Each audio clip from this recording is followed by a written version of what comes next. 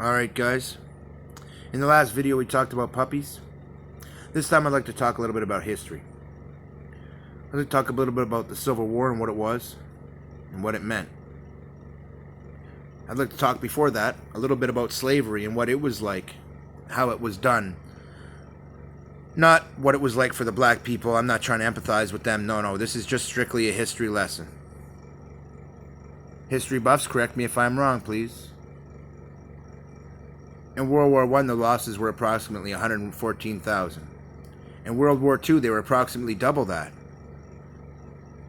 In the American Civil War, the losses were approximately 414,000. That's 100,000 more. In total, it was roughly 100,000 more when I looked at the numbers. That's a lot. A lot of those people bled. For what? For your freedom, guy.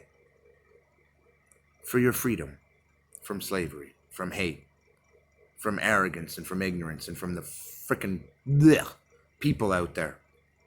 You know who they are, guy. There's lots of them. Know that that's unfortunate. Those are white people who died. It wasn't your ancestors fighting for your freedom. They didn't free you, guy.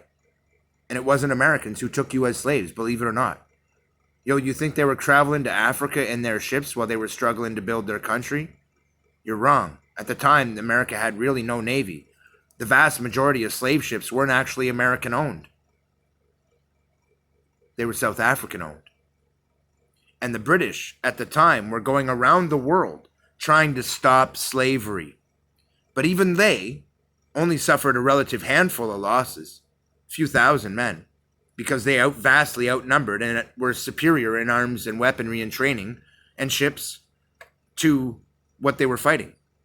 They quite often captured slave ships, turned them over to the crews, and trained them how to use the ship so they could go fight pirates called slavers. Pirates, guys. Scumbags. That's what we were fighting. That's what brought you there. America just took advantage because they were available and it was cheap labor and they were desperate to build a country, man. And while that may be disgraceful, I think what they did exonerates them as a nation. Because no nation in the world, not even Britain, has stood up and fought an internal civil war of that magnitude, of any magnitude. I looked. Not one single country could I find that has ever been through a civil war over slavery. Google it. Britain fought other countries. They were at war with everybody except themselves, guy. Keith out.